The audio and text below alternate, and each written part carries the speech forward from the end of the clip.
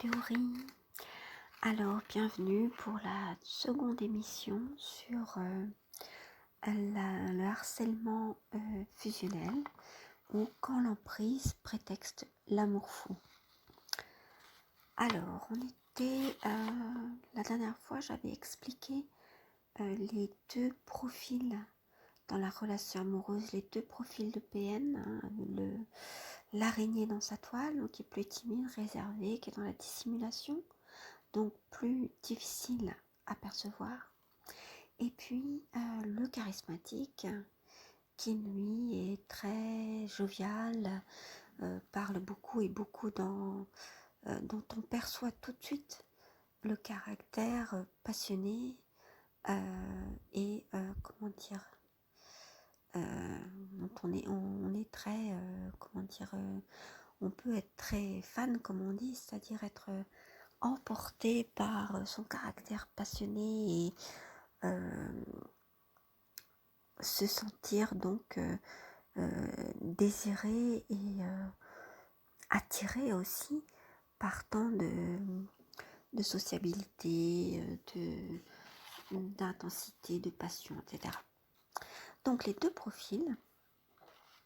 Et puis j'ai parlé aussi de la rencontre qui souvent est comme un coup de foudre, où il y a quelque chose d'intense en cette rencontre. C'est comme un coup de semonce, c'est quelque chose qui fait qu'on semble, nous en tant que victime, si je me positionne du côté de la personne qui rencontre cette autre personne qui s'avérera être un PN, on est complètement, on est subjugué là,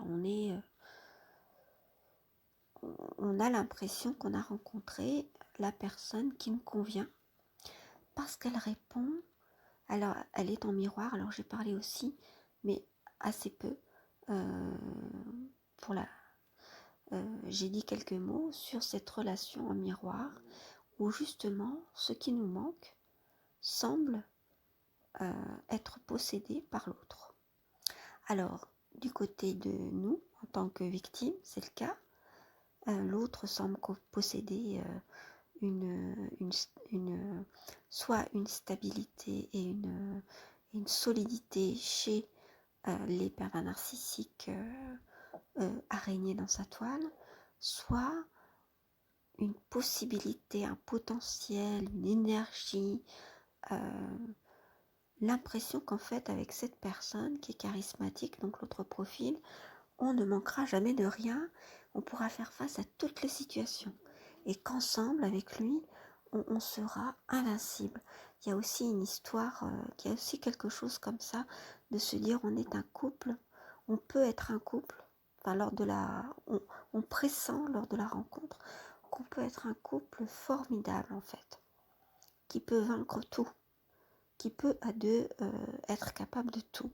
Donc les deux, donc là je vais arriver au contenu de la deuxième partie, les deux, c'est-à-dire que ce soit vous, que ce soit l'autre qui s'avère être un PN, vous cherchez tous les deux la même chose.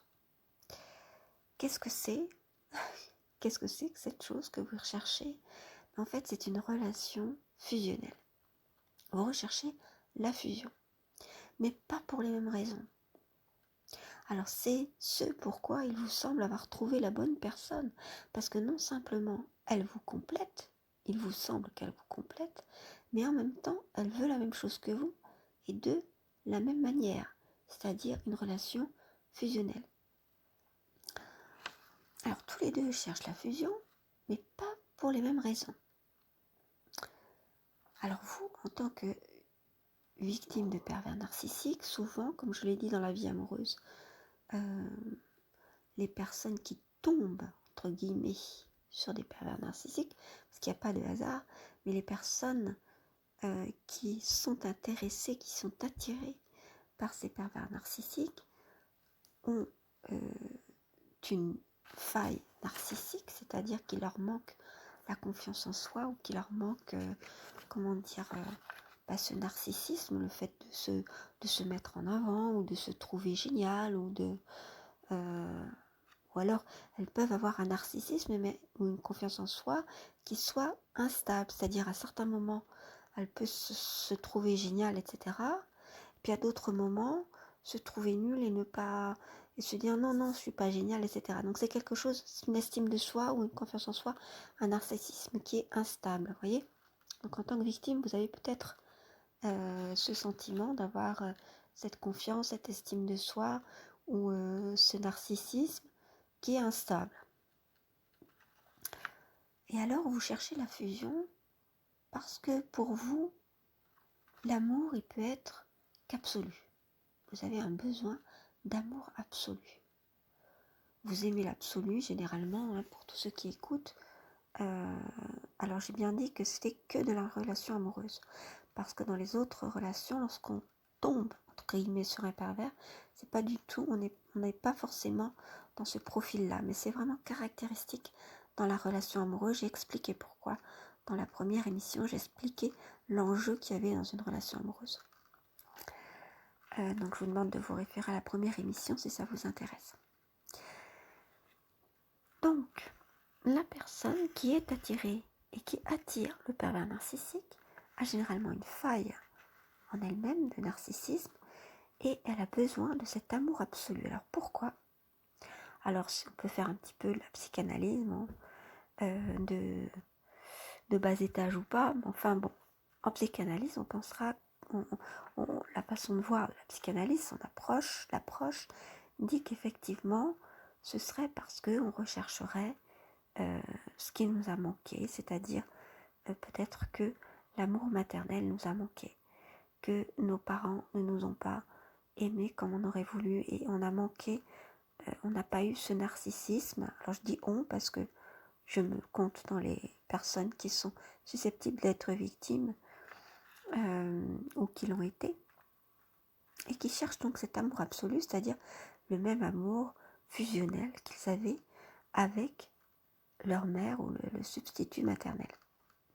Et j'ai expliqué dans d'autres émissions, si ça vous intéresse, comment retrouver cet amour de soi, comment recréer, comment créer et se construire soi-même cet amour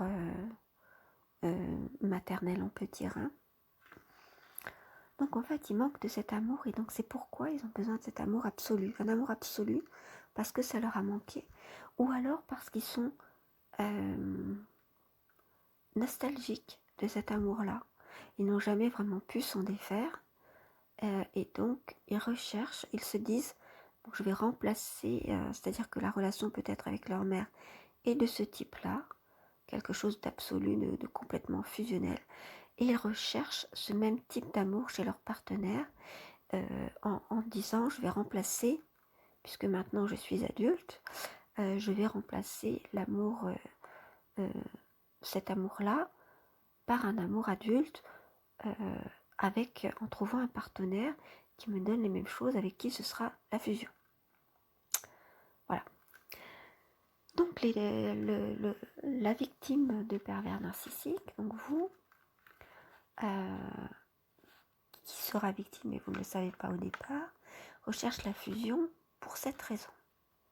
Alors pour quelle raison le pervers narcissique recherche ce qu'il appelle être la fusion? Alors lui aussi, lorsque c'est un novice, parce qu'effectivement, j'ai bien différencié dans la première émission, donc je continue. Effectivement, chez les pervers narcissiques, dans les relations amoureuses, vous avez les novices, c'est-à-dire ceux qui vont vivre une relation de type amoureux, c'est-à-dire avec, comment dire, un premier émoi amoureux, si vous voulez, pour la première fois, et donc ils ne savent pas forcément qu'ils sont pervers narcissiques. Alors, les expérimentés ne savent peut-être pas forcément mettre ces mots-là dessus, ou ne veulent pas forcément le reconnaître, quoique. Mais ils savent, ils sentent, ils savent comment ils fonctionnent, et ils savent qu'ils aiment, qu'ils jouissent de faire du mal à l'autre. Voilà. C'est-à-dire que dès que l'autre est mal, alors là, sont eux très bien. Alors, ils ne le montrent pas forcément, mais ils se sentent bizarrement tout à fait très bien. Et quand l'autre est très bien, ils sont au contraire très mal. Donc ça, ce sont les personnes qui ont déjà vécu plusieurs épisodes amoureux, ou alors dans plusieurs secteurs de leur vie. Ils sont assez expérimentés, et comme je vous l'ai dit, la perversion narcissique ne va pas en s'amenuisant. Au contraire, c'est un choix. Mais généralement, les pervers narcissiques, comme ils ne savent pas fonctionner autrement et qu'ils ont trouvé une façon de fonctionner qui les satisfait au niveau de leur pulsion et au niveau de leur façon de la jouissance, hein. La jouissance aussi au sens de Lacan, et la jouissance, toute jouissance que l'on peut considérer, eh bien en fait se disent, bon, il n'y a que cette manière, je sais que moi j'aime faire du mal aux autres, j'aime dire du mal des autres, etc. Je le sais, et voilà, je continue comme ça, je suis comme ça. Ça, c'est les expérimentés. Les novices ne le savent pas forcément, ils pressentent certaines choses, mais ils ne savent pas encore parce qu'ils n'ont jamais vécu de relation amoureuse. Et donc, ils sont dans la fascination pour l'autre, mais une fascination complètement sincère. Et donc, ils recherchent sincèrement. Alors, je ne dis pas que les expérimentés ne sont pas sincères, mais en général, les expérimentés vous voient venir de loin. Ils voient très bien que vous pouvez être une victime potentielle. Et donc, ils sont évidemment beaucoup moins sincères. Ils vont essayer de mêler la sincérité avec le faux, le fake love, évidemment. Donc ils vont jouer et surjouer à outrance. Voilà. Donc ils sont beaucoup moins dans la sincérité. Il peut y avoir un peu de sincérité, mais vraiment très peu en fait, hein, quand ça les arrange, quand ils veulent croire en l'amour, entre guillemets, ce qu'ils appellent l'amour, mais en fait, en général, ne sont pas du tout sincères. Les novices, par contre, eux, ils le sont parce que simplement, ils ne savent pas comment ça fonctionne. Ils sont une personne très brute, donc vous savez que les pervers narcissiques sont des personnes qui ont de toute façon une conscience de soi très basse, des vibrations très basses. Ils sont beaucoup dans la matérialité, dans la pulsion, et ils ne sont pas, ça vole pas haut, quoi, en fait, hein. À part ça, ils ne savent pas grand-chose. Et ils n'ont pas envie d'aller chercher, ils veulent rester dans cette matérialité, etc. Ils ne veulent pas aller plus loin. Et donc, quand ils vous rencontrent, ils sont fascinés pour de vrai. Voilà, lorsque c'est leur premier amour. Et ils veulent la fusion. Ils veulent la fusion et ils ne savent pas. Ils avancent pas à pas. Ils se rendent compte au fil du temps, enfin, se rendent compte ou pas, parce que les pervers narcissiques ne sont pas forcément dans la conscience, hein, de tout ce qu'ils font. Donc ils sont dans une semi-conscience. Il y a quelques fois quelques moments de lucidité, mais ils sont souvent comment dire, donc souvent pas conscients de ce qu'ils vivent. Donc c'est pas qu'il sera conscient plus tard, mais c'est qu'en fait, vous allez vous rendre compte en vous refaisant le film de la relation lorsqu'elle sera terminée, puisque espérons vous aurez pu vous détacher de tout ça, qu'en fait ils cherchent la fusion. Ce qu'ils appellent la fusion, c'est en fait, même s'ils le disent sincèrement, une incorporation qu'ils cherchent.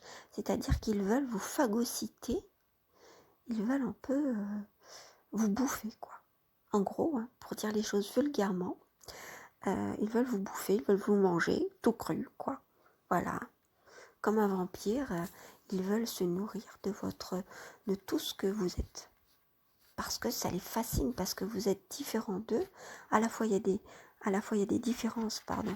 Et donc, ils veulent se les incorporer. Hein, c'est-à-dire, comme le cannibale qui veut s'incorporer la force de son ennemi en le mangeant. Voilà, tout simplement. C'est un peu ça. Hein. Vous savez qu'ils sont vraiment des gens très bruts, hein, très basiques comme comportement. Donc, dans leur tête, c'est ça. Donc, ils veulent l'incorporer, et c'est pour ça qu'ils sont dans le mimétisme. Vous allez voir que lorsque vous agissez d'une manière, ils vont dire que eux aussi vont se mettre à mimer ce que vous faites, etc. Et vous le reprochez ensuite.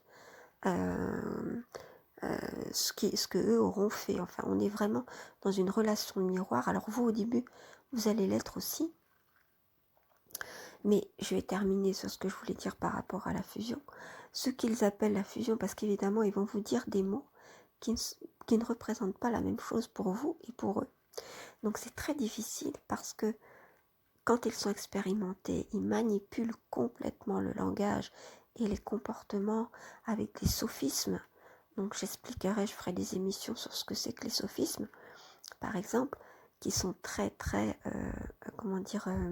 habiles, très habiles, parce que les expérimentés comment dire, se, se perfectionnent toujours plus dans la perfection, dans la perversion et dans le moyen d'attirer à eux des victimes pour mieux les exploiter. Tandis que les novices ne savent pas qu'ils cherchent l'incorporation. Mais c'est ce qu'ils veulent dire, c'est ce qu'ils entendent par fusion. Parce que par fusion, ils ne cherchent pas une communion.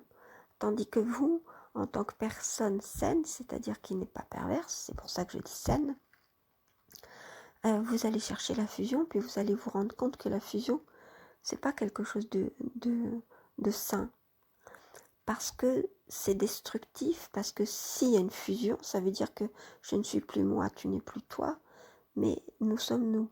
C'est-à-dire qu'il y a un nous c'est un nous, c'est pas un nous, le nous des couples qui disent nous avons ce projet et qui ont une égalité de traitement, c'est-à-dire qu'ils s'écoutent l'un l'autre. Mais là, c'est pas du tout ça, c'est plutôt un nous morbide, un nous fusionnel qui fait qu'en fait, il n'y aurait plus qu'une personne qui existerait. C'est-à-dire qu'il n'y aurait plus deux personnes individuelles, mais une seule. Il y a complètement presque une usurpation de l'identité de l'autre, de qui il est réellement, dans les cas les plus graves de gaslighting, par exemple, ou qui est un détournement cognitif, donc c'est grave, c'est quelque chose de grave.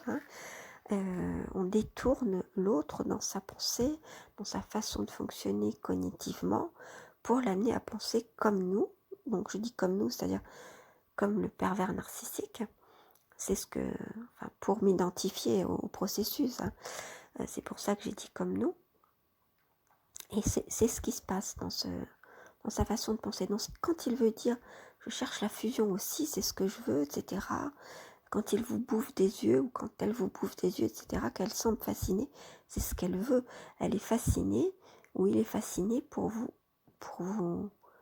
vous avoir sous emprise et vous contrôler et pour que vous ne fassiez plus qu'un avec elle. Mais vous serez complètement incorporé avec ce pervers narcissique. C'est complètement différent d'une communion ou de quelqu'un qui cherche la fusion mais égale. Et en tant que victime ou personne saine, c'est ce que vous cherchiez, c'est ce que vous vouliez dire par fusion. Et puis vous recherchiez chez l'autre ce qui vous manquait, pensant arriver à une maturité aussi plus tard. Mais avec le pervers narcissique, jamais vous ne pourrez arriver à la maturité à laquelle vous pourrez arriver avec une personne saine qui vous fera vous révéler et qui vous permettra de vous épanouir. Avec le pervers narcissique, il va faire révéler effectivement vos failles, mais pour mieux les exploiter, pour mieux vous en rendre coupable et pour mieux vous écraser en vous montrant que vous n'êtes rien et que vous ne valez rien. Et donc, ce qui a de la valeur, c'est uniquement lui, et donc il vaut mieux vous incorporer à lui. Donc voilà, en gros. Alors, je vais aller un petit peu plus loin dans l'explication sur pourquoi le pervers narcissique va chercher, parce que lui il appelle la fusion, il ne sait pas forcément quand il est novice au début, l'incorporation, plutôt que quelque chose d'égalitaire. Pourquoi ? Eh bien parce que il ne cherche pas une relation, en fait. Pour lui, la relation, ça n'existe pas. Il n'y a qu'un processus de domination-soumission. C'est-à-dire qu'il n'y a pas de relation qui se construit avec un lien, qui de plus en plus fort, qui devient solide et qui peut épanouir l'un et l'autre. C'est pas du tout ce qu'il se passe.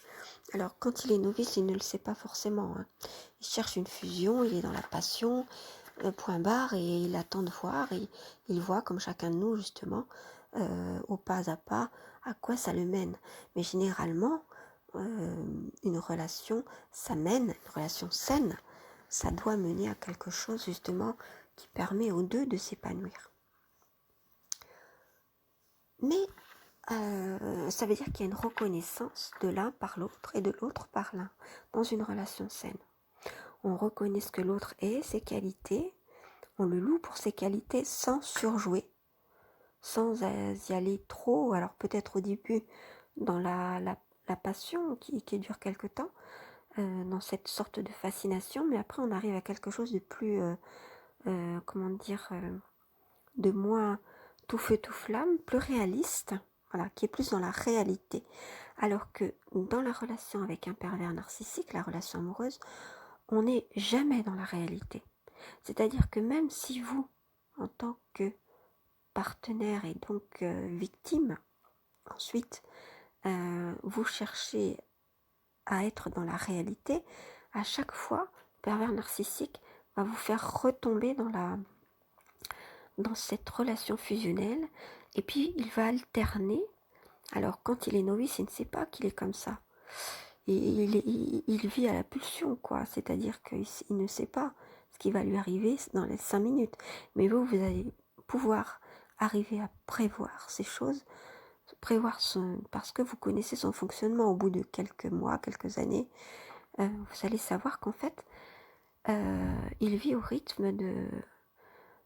c'est un petit peu un cycle, hein. C'est très cyclique, c'est-à-dire qu'il va y avoir de la fusion, un amour fou, passionnel, etc., une lune de miel, et puis ça alternera avec des moments où justement ce sera de la violence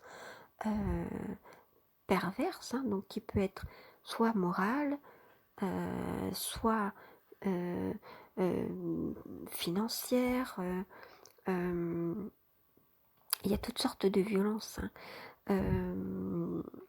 Soit physique, c'est-à-dire que la personne peut en venir à vous enfermer carrément, des choses comme ça, ou alors de la violence physique. Lorsque vous résistez, plus la violence deviendra de plus en plus matérielle et physique. Alors ce que j'entends par la violence matérielle, c'est des coups dans une porte par exemple.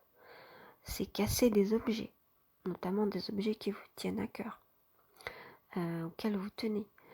C'est déchirer des vêtements importants, c'est vous, c'est saboter, ça peut être aussi saboter vos projets. Si vous avez une entreprise, peut saccager votre magasin par exemple, faire des choses comme ça.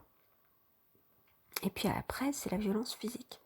Voilà, donc plus vous allez résister, ou alors au moment où vous allez résister, au moment où il va y avoir un déclic, juste après, il y aura de la violence physique. Parce que tant que vous êtes sous emprise, il n'a pas forcément besoin de violence physique, puisque il suffit qu'il se défoule en vous ayant sous emprise. Ça le satisfera dans sa volonté de dominer. Il n'aura pas besoin d'aller dans la violence physique. Mais à partir du moment où vous allez résister, alors là, c'est ce qui va se passer. Voilà, il y aura de la violence physique. Alors, ce que je voulais dire, j'ai fait cette longue parenthèse, c'est que au départ, il y a cette fascination pour le novice, pour vous, mais rapidement, ça va se muer en envie. En envie, c'est-à-dire il va envier qui vous êtes, ou ce que vous avez, ou ce que vous faites. Ça va être une envie, c'est quelque chose qui n'est pas du tout, mais essayer d'entrer en concurrence avec vous. Et c'est pas du tout ça en fait, une relation de concurrence dans un couple. On n'est pas jaloux, on n'est pas en concurrence avec son partenaire dans la vie, son partenaire amoureux, son partenaire sexuel. On n'est pas du tout en concurrence, on n'a pas besoin de se mesurer à lui, on est plutôt dans une relation saine, dans une relation de complémentarité et de respect de l'autre. Voilà. Qu'on soit sur du même ou sur du différent. Voilà. Mais on respecte l'autre pour ce qu'il est. On l'écoute. Voilà ce qu'il y a dans une relation saine. Mais dans une relation perverse narcissique, on se rend compte que passé l'étape de la fascination, derrière, il y a de l'envie. Ça peut être donc des pics qui arrivent juste après un complément. Où justement, il y aura une ambiguïté dans ce petit pic qu'on ne saisira pas forcément. Mais il existera. On sentira un petit malaise et puis on se dira, bon, c'est pour nous envoyer une vanne ou des choses comme ça, c'est pas très grave. Mais en fait, on voit qu'il est piqué par la jalousie. Lorsqu'il vous arrive aussi, vous pouvez voir ça, lorsqu'il vous arrive des événements heureux, en fait, il ne sera pas heureux avec vous. Ou alors, il va surjouer. Il va surjouer, surtout au début. Il va surjouer en vous se montrant heureux plus qu'il ne faudrait l'être, quoi. Plus qu'on ne le serait. Et puis, en vous le répétant à un autre moment, pour dire qu'il est vraiment content pour vous, etc. Mais vous voyez que ça sonne faux. Si vous savez justement observer les petits signaux faibles, or au début, surtout si vous êtes avec une araignée dans sa toile, vous n'allez pas forcément voir les signaux faibles, vous n'allez pas forcément les remarquer. Donc ça passera à l'as, quoi. Donc en fait, il y a cette envie derrière, cette concurrence, ce sentiment d'être en concurrence avec vous, et qu'il va évidemment, puisque vous savez que les pervers narcissiques agissent par projection, enfin par inversion, ce sont des mécanismes de défense qu'ils ont. Donc il y en a différents que je vous listerai une prochaine fois. Et donc, il va dire, lorsqu'il est jaloux, « Ah, mais tu es jaloux de moi !» Voilà, il va complètement inverser, alors que dans la situation, effectivement, c'est très clair que c'est plutôt lui qui serait jaloux. Et donc, ces situations où il y a de la jalousie ou de l'envie, on voit bien que c'est pas du tout ça. Voilà, donc on peut être un petit peu jaloux ou un petit peu envieux pour certaines choses de son partenaire, mais pour des petites choses, vous voyez, qui ne sont pas, lorsque ça représente, par exemple, lorsque ça représente plus de 50% des comportements. Alors dans ce cas, ce n'est pas du tout normal et on peut se poser des questions. Effectivement, alors à ce moment-là, il faut en parler avec son partenaire, si on est dans une relation saine, mais si effectivement on voit qu'il y a du déni, ou qu'il y a la projection, c'est-à-dire qu'il projette, qui vous accuse d'être jaloux alors qu'en fait c'est lui qui l'est, donc voilà. Ça peut être effectivement pervers, il faut voir s'il y a plusieurs autres éléments qui corroborent tout ça pour effectivement que vous puissiez identifier que vous êtes avec une personne qui est quand même dans la perversion et dans le narcissisme, avant de voir des pervers narcissiques partout, voilà ce que je veux dire aussi. Voilà, donc je vais arrêter la deuxième émission ici, parce que pour ce thème aussi, il y a beaucoup de choses à dire. J'espère que je n'ai parlé pas trop vite lors de ces deux autres dernières émissions, parce que j'ai l'impression que je parlais un peu plus vite que d'habitude, de peur peut-être d'être trop longue. Je vais essayer de ralentir un peu le rythme pour que vous puissiez bien assimiler les choses. Voilà. Écoutez, je vous remercie pour votre assiduité, pour votre suivi, pour votre écoute, pour vos commentaires, pour les pouces levés que vous pourrez mettre si effectivement l'émission vous plaît. Et je vous dis, prenez soin de vous et à très bientôt pour une prochaine.